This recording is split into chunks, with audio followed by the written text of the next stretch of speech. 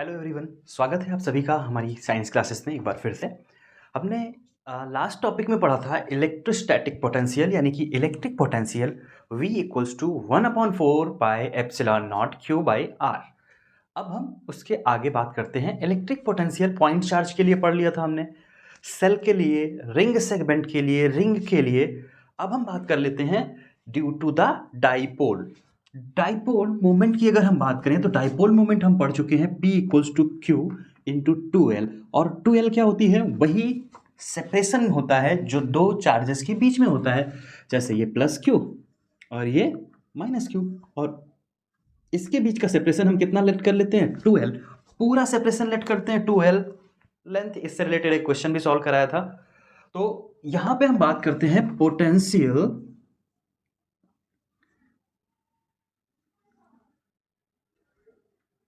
Due to electric dipole. Electric dipole हमने पढ़ा है, जब मल्टीपल नंबर ऑफ चार्जेस होते हैं तो क्या होता है? V1 प्लस V2 हो जाता है।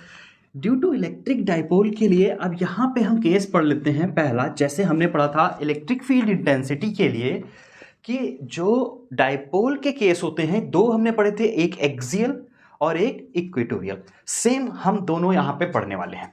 सबसे पहला हम बात करते हैं किसकी? Eight axial position. Axial position मतलब सेम पोजीशन पे, सेम लाइन ऑफ एक्सिस पे। जैसे ये हमारे पास चार्ज प्लस है और ये हमारे पास माइनस चार्ज है, दोनों पे Q चार्ज है और दोनों का सेपरेशन 2L है, यानी कि ये लेंथ L और ये लेंथ L। यहाँ पे कोई पॉइंट P है और यहाँ से हम इन्फिनिटी से लेके आए P पॉइंट पे हमने रखा कोई टेस्ट चार्ज, और इसकी वजह से इस पे जो पोटेंशियल फील होगा वो, अगर हम यहाँ से बात करें सेंटर पॉइंट से इसकी डिस्टेंस स्मॉल r, तो इसकी वजह से जो पहले माइनस चार्ज की वजह से V माइनस की वजह से लगेगा, वो कितना हो जाएगा? 1/4 pi epsilon naught Q। Charge तो सेम ही रहेगा, ये चार्ज हम Q लिखा नहीं हमने यहाँ पे, Q और Q ये चार्ज हो जाएगा। ये इन्फिनिटी डिस्टेंस से उठा के यहाँ पे इतना वर्क डन करना पड़ रहा है r डिस्टेंस पे, तो ये कितना हो जाएगा? 1/4 pi epsilon naught Q by r length होता है ना, तो माइनस Q की वजह से कितना होगा? यहाँ से यहाँ तक की डिस्टेंस, ये डिस्टेंस अगर L है और पूरी r है तो इतनी कितनी हो जाएगी? r minus L। सिंपल। फिर उसी पैटर्न पे अगर हम बात करें V due to the plus, कितना हो जाएगा? 1/4 pi epsilon naught Q by r plus L। ये हमारे पास क्या हो गए? दो पोटेंशियल हो गए। अब यहाँ पे नेट पोटेंशियल की बात करेंगे। V नेट जो दोनों की वजह से, इसकी वजह से और इसकी वजह से लग रहा है, इसकी वजह से माइनस लग रहा था, इसकी वजह से प्लस लग रहा था, चार्ज प्लस Q और माइनस Q। V नेट जो हो जाएगा यहाँ पे क्या हो जाएगा? V1 plus V2। अगर हम प्लस चार्ज की वजह से 1/4 pi epsilon naught Q upon R plus L, और प्लस में लिखेंगे कितना, जबकि ये पूरा का पूरा प्लस की बजाय क्या हो जाएगा?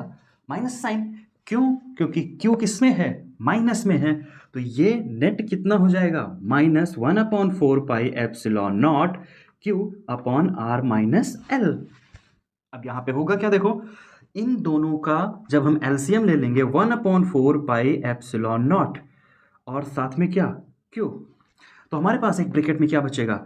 1/r प्लस L, और यहाँ पे बचेगा इसी ब्रैकेट में माइनस के साथ 1/r माइनस L। अब यहाँ पे फर्दर अगर इसको सॉल्व करेंगे तो Q/4 पाई एप्सिलॉन नॉट, ये कॉमन वैल्यू थी, अंदर ब्रैकेट के क्या होगा? ये r प्लस L है, r माइनस L है, दोनों मल्टीप्लाई हो जाएंगे। देखो a माइनस b और a प्लस b का अगर हम यहाँ पे फॉर्मूला लगाएंगे तो नीचे हमारे पास क्या हो जाएगा? r square minus L square. ठीक है ना? फिर r स्क्वायर इधर से जाएगा तो r माइनस L, इधर से r प्लस L जाएगा तो क्या हो जाएगा? अब माइनस साइन है तो माइनस साइन अंदर जाएगा तो r, ये दोनों क्या हो जाएंगे? माइनस में r हो जाएगा, ये प्लस है, ये r प्लस L, तो ये माइनस अंदर जाएगा तो माइनस के साथ प्लस L हो जाएगा। तो जब हम बात करेंगे r और r दोनों कैंसिल हो जाएंगे। यहाँ पे जब बात करेंगे तो वैल्यू हो जाएगी Q/4 पाई एप्सिलॉन नॉट, ऊपर बचेगा 2L अपॉन नीचे बचेगा r square minus L square. किसके बराबर? वी नेट के। अब यहाँ पे अगर हम पोटेंशियल की बात करें तो हमने P पढ़ रखा है Q इंटू 2L, देखो ऊपर हमें P दिख रहा है, सब्स्टिट्यूट कर देंगे इसको, और नीचे हमारे पास क्या है?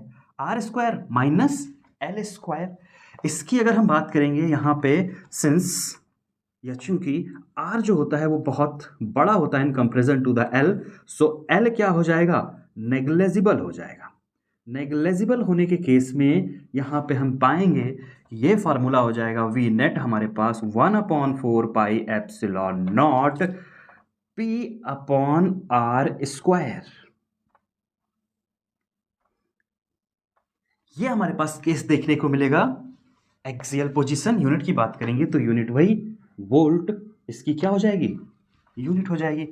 अगले केस की बात करते हैं, ये है इक्वेटोरियल पोजीशन। इक्वेटोरियल पोजीशन क्या हो जाती है? प्लस क्यू और माइनस क्यू दोनों क्या हैं? 2L सेपरेशन है, यानी कि ये L और ये L। यहाँ से परपेंडिकुलर एक्सिस, यहाँ पे कोई P पॉइंट है, P पॉइंट पे हमें कैलकुलेट करना है। तो यहाँ से अगर ये डिस्टेंस हम लेट कर लें स्मॉल r है, तो ये कितनी हो जाती है और ये कितनी हो जाएगी? अब ये चूंकि राइट एंगल ट्रायंगल बनाते हैं तो ये हो जाती है under root R square plus L square equals to, अगर हम x मान लें तो ये भी तो x हो जाएगी, क्योंकि दोनों केस क्या है? ये भी राइट एंगल और ये भी राइट एंगल ट्रायंगल। तो ये टोटल लेंथ कितनी हो जाएगी? x। हम यहाँ पे x मेजर क्यों कर रहे हैं? रूट के साथ भी तो जा सकते थे, लेकिन यहाँ पे हम x के साथ इसलिए जाते हैं क्योंकि ये जो कैलकुलेशन है बहुत आसान सी होने वाली है। क्योंकि इक्वेटोरियल पोजीशन की जब बात करेंगे तो यहाँ पे v, अगर हम प्लस क्यू चार्ज की वजह से बात करें तो 1/4 pi epsilon naught Q plus में, और यहाँ पे जब बात करेंगे तो x क्या हो जाएगी? इसकी लेंथ हो जाएगी। उसी तरह अगर हम v माइनस के लिए बात करें तो 1/4 pi epsilon not minus Q upon x. अब देखो जरा, ये वैल्यू और ये वैल्यू दोनों क्या हो जाती हैं? इक्वल हो जाती हैं। और जब इक्वल हो जाएगा तो नेट पोटेंशियल कितना हो जाएगा? Vn, V1 प्लस V2, और एक है माइनस, और दोनों क्या अपोजिट साइन के साथ दो वैल्यू अगर क्या हो जाती हैं? इक्वल हो जाती हैं, तो नेट कितना हो जाता है? 0 वोल्ट सप्लाई हो जाएगी। यानी कि इक्वेटोरियल पोजीशन पे वर्क नहीं करता है कौन? इलेक्ट्रिक पोटेंशियल, जबकि इलेक्ट्रिक फील्ड में वर्क कर रहा था, क्योंकि एक्सियल पे क्या था? 1/4 pi epsilon not 2p upon r cube Newton पर कूलम, और इक्वेटोरियल पोजीशन में p अपॉन r क्यूब था, सिर्फ 2 की जगह पे, मतलब डबल वैल्यू जो थी यही चेंज होती है, बाकी सेम रहता है।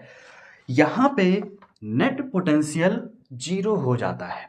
अब बात करते हैं next, potential due to the dipole at any general point. सबसे ज्यादा बार पूछा गया आपका जो डेरिवेशन बोर्ड एग्जाम्स में है इस टॉपिक से, वो ये है। कॉम्पिटिटिव एग्जाम्स में आपसे डेरिवेशन नहीं पूछे जाते हैं, बट हाँ फार्मूले से रिलेटेड क्वेश्चंस आपसे कई सारे पूछे जाते हैं। So be prepare on the both kind of examination. अब बात करते हैं जनरल पॉइंट की, तो जनरल पॉइंट क्या मेजर हो जाएगा? जैसे हम यहाँ पे बात करें, हमारे पास दो चार्जेज हैं, एक है प्लस क्यू और एक है माइनस क्यू, और दोनों के बीच का सेपरेशन हमने ले लिया, कितना है? ये L और ये L।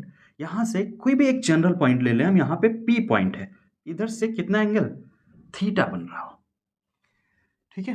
तो यहां से जो देखेंगे तो ये डिस्टेंस, और इधर से जब देखेंगे तो ये डिस्टेंस। अब यहां से इस तरह से तो कैलकुलेट करना इनका मुश्किल हो जाएगा कि ये वैल्यू हम कैसे निकालें। तो हम यहां पे हेल्प लेते हैं, इसको थोड़ा सा क्या कर लेते हैं? इनलार्ज कर लेते हैं। यहां से एक लाइन ड्रॉन करते हैं जो एक राइट एंगल ट्रायंगल का फॉर्म लेती है, ये पूरा का पूरा साइड। ठीक उसी तरह से यहां से इस पॉइंट से एक लाइन ड्रॉन करते हैं और ये बनाते हैं हम क्या? 90 डिग्री का एंगल। अब यहां पे जब बात करेंगे तो ये जो लेंथ है इतनी पूरी की पूरी अगर r है, तो यहां से लेके अगर ये साइड हमारे पास कितनी है? थीटा, तो इधर की तरफ ये वैल्यू L है, तो ये कितनी हो जाएगी? L cos theta. ठीक उसी तरह अगर ये थीटा है तो ये भी क्या हो जाएगा? L cos theta. तो यहां पे जब हम देखेंगे प्लस क्यू की वजह से ये पूरी की पूरी लेंथ एज अ वर्क करेगी, क्योंकि ये लेंथ इक्वल हो जाएगी। उसी तरह ये लेंथ इक्विवेलेंट कब देखने को मिलेगी? जब हम बात करेंगे r minus L cos theta की। तो यहां पे हम पाते हैं कि जो प्लस क्यू की वजह से चार्ज होगा, यानी कि जो पोटेंशियल होगा प्लस क्यू की वजह से वो कितना हो जाएगा 1/4 पाई एप्सिलॉन नॉट। ये पूरी की पूरी लेंथ यहाँ पे मेजर की जाएगी और ये हो जाएगा Q upon R plus L cos theta. यही तो हो जाएगी ना।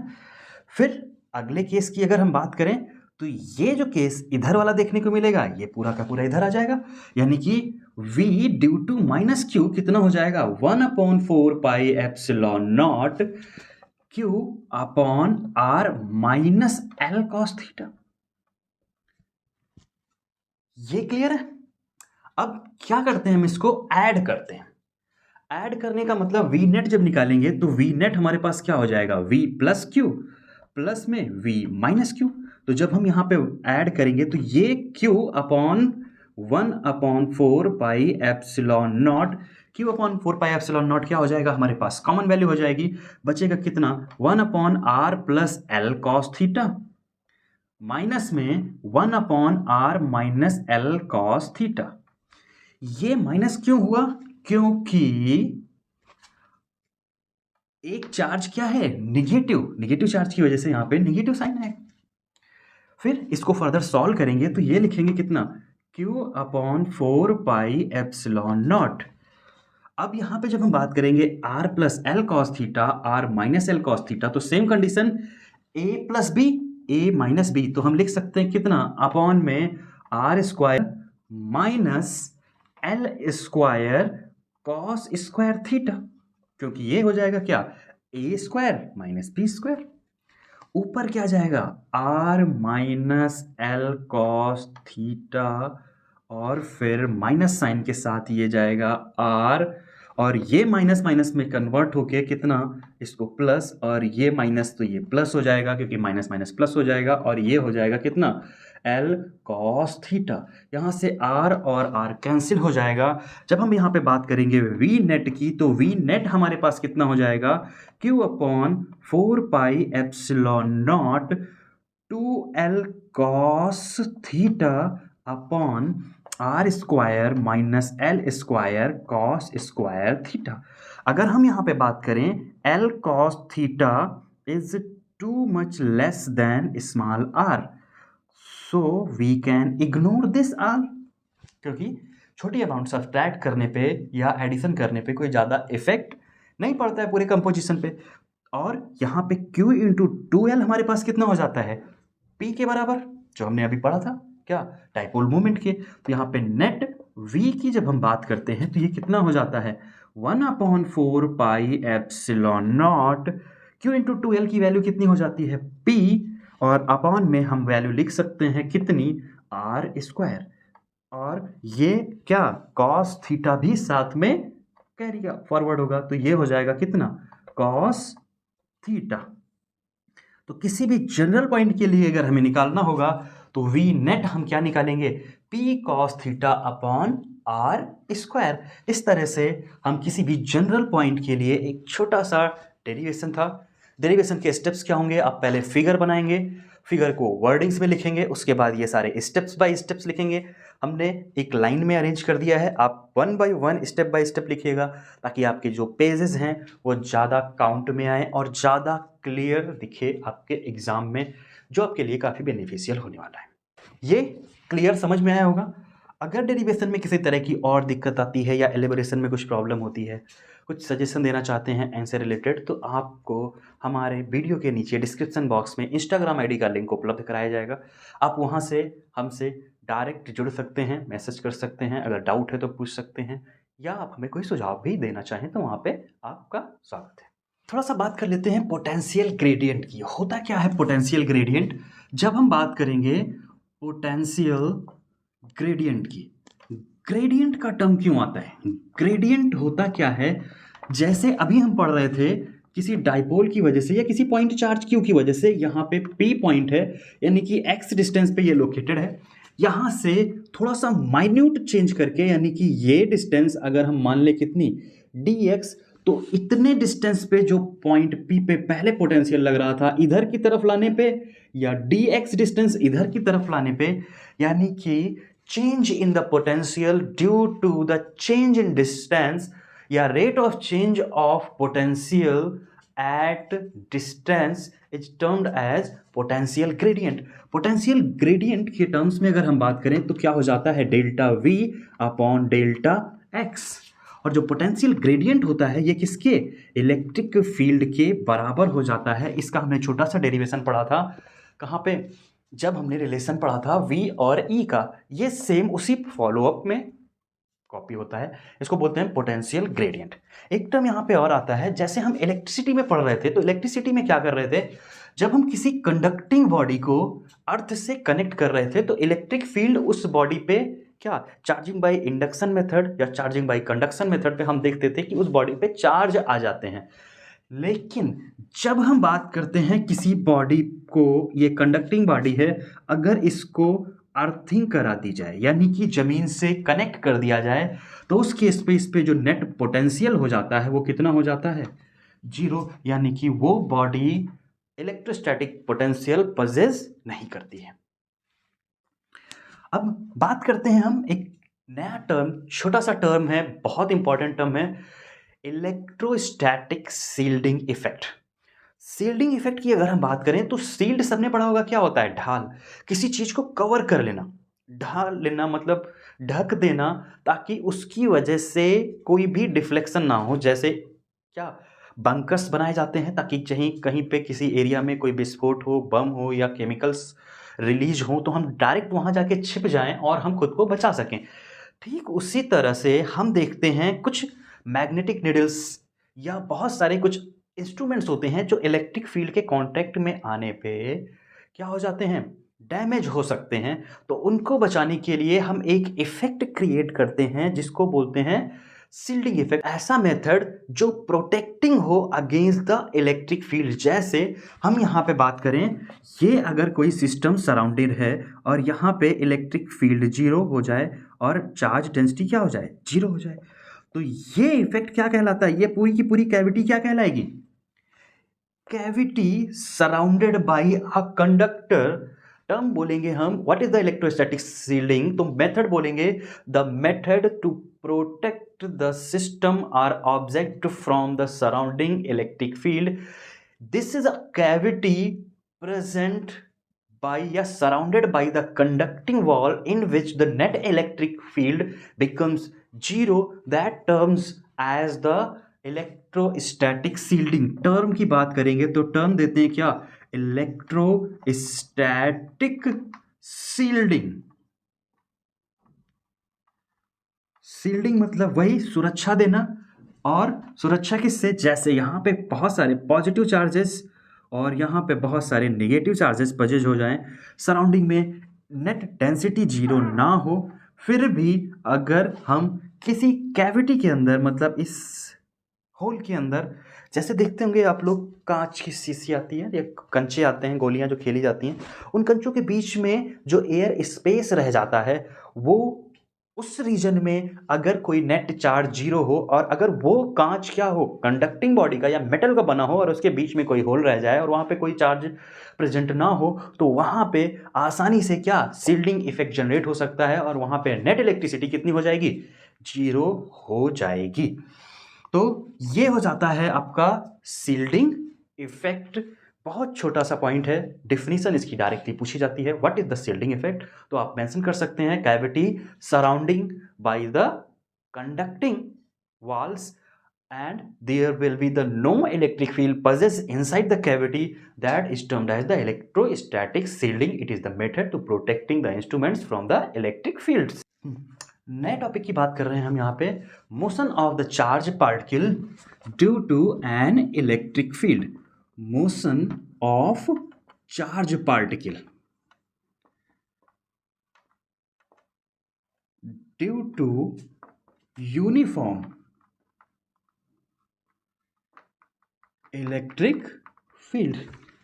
जैसे यहां पे अगर हम बात करें, एक पर्टिकुलर एक्सिस है, एक्सिस के अलोंग कोई इलेक्ट्रॉन बॉडी यहां पे एंटर करती है, और लेट यहां पे ये सीधे स्ट्रेट पाथ में था, इसकी वेलोसिटी कितनी मान लें हम यहाँ पे, ओरिजिन पे 0,0, क्योंकि ओरिजिन पे एक्स एक्सिस के अलोंग भी और वाई एक्सिस के अलोंग भी ये क्या हो जाती है, अगर यहाँ पे एक इलेक्ट्रिक फील्ड जो कि क्या है, यूनिफॉर्मली डिस्ट्रीब्यूटेड है। यूनिफॉर्म डिस्ट्रीब्यूशन का मतलब क्या होता है? सिमिलर एट एवरी पॉइंट, मतलब हर एक जगह पे क्या हो?